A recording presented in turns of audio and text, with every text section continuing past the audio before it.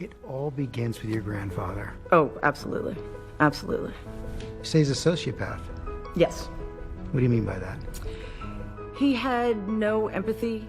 He was incredibly driven in a way that turned other people, including his children, his wife, into pawns to be used to his own ends. If somebody could be of service to him, then he would use them. If they couldn't be, he excised them. And in my father's case, tragically, he was not of use. You write, Donald, following the lead of my grandfather, and with the complicity, silence, and inaction of his siblings, destroyed my father. Yeah, that was hard to write. Much harder to witness. You say that was a hard sentence to write. I left out the next sentence. Okay. I can't let him destroy my country. Yes. That sounds pretty arrogant, so let me explain what I mean. I feel, as I write in the book, that there are so many parallels between the circumstances in which my family operated and in which this country is now operating. I saw firsthand what focusing on the wrong things, elevating the wrong people can do, the collateral damage that can be created by allowing somebody to live their lives without accountability. If I can do anything to change the narrative and to tell the truth, I need to do that, because I don't believe the American people had the entire truth 4 years ago. Why didn't you write the book 4 years ago? I thought long and hard about saying something. I knew that if I had said anything, I would have been painted as a disgruntled, disinherited niece who just wanted her 15 minutes, which obviously is still being said about me now. That's exactly what the White House says. They say it's a book of falsehoods, that you're writing out of financial self-interest. Basically, you're lying for money. If I had wanted money or revenge, I would have done this 10 years ago, when it was infinitely safer. But neither one of those things interested me. You do write that he once had a spark of kindness. Yeah. I think he did. One of the unforgivable things my grandfather did to Donald was he severely restricted the range of human emotion that was accessible to him, which makes it incredibly... What does that mean? It means that certain feelings were not allowed. Like? Sadness, the impulse to be kind, the impulse to be generous, those things that my grandfather found superfluous, unmanly. Your father got very ill, deathly ill, and you get a phone call from your grandfather. I remember that conversation verbatim. My grandfather got on the phone. He said, "Your dad's sick." Like, oh, is it serious? Oh, he's in the hospital, but it's not serious. Okay, but why am I calling you at 10 o'clock on a Saturday night if it's not serious? I was thinking to myself.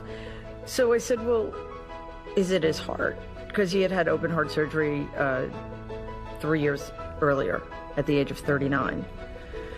And he said, yes, it's his heart. And I said, well, then it is serious. Yes, it's serious, but don't worry about it. Call your mother in the morning. And as I found out 2 minutes later, when I called my mother to find out what was going on, my father had died 2 hours earlier. More or less alone. Completely alone. Obviously with strangers surrounding him, but no family. You write that his brother went to the movies? Yes. Yeah, that shocked even me when I heard about it. It was bad enough.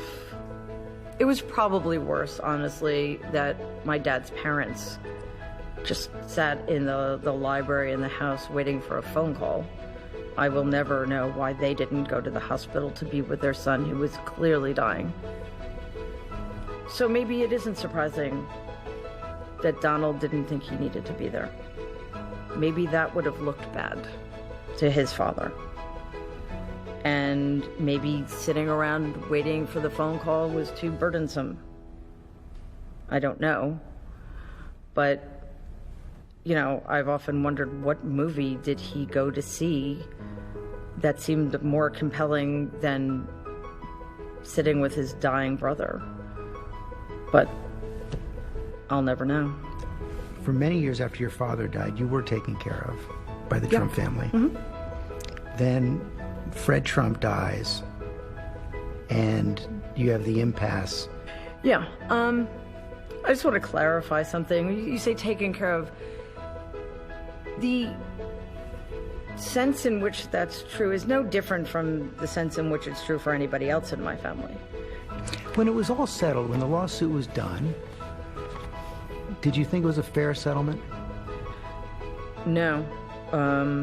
But I didn't have enough information to understand in what way it wasn't fair. And at the time, again, it's a very long time ago, and I was very close with my grandmother. So a lot of it for me was wrapped up in the, quite honestly, devastation I felt when she let us go so easily because of money. So that was much more important to me than the other side of it. And it certainly made the dealing with the money issues harder because... But it was all about the money, wasn't it? I'm a Trump. You know, everything's about money in this family. But I'm also different from them. And for me, what I understood, and one of the reasons it was so devastating, was that money stood in for everything else. It was literally the only currency the family trafficked in. Your brother's not happy with the book. I believe that my brother is entitled to his privacy and his opinion, and I am completely supportive of whatever relationship he has with my family and whatever choices he makes. This is a hard question, but I'm going to ask it anyway. Is writing the book an extension of the dysfunction of the family? Probably. You know, I didn't write it as a form of therapy or anything like that. In fact, I would have preferred not to write it. It was quite difficult. And I sometimes feel I would have been better off not knowing some of the things I now know. She packed a lot into the book, and we're going to have a lot more tomorrow with Mary Trump. All right, she certainly has a lot to say.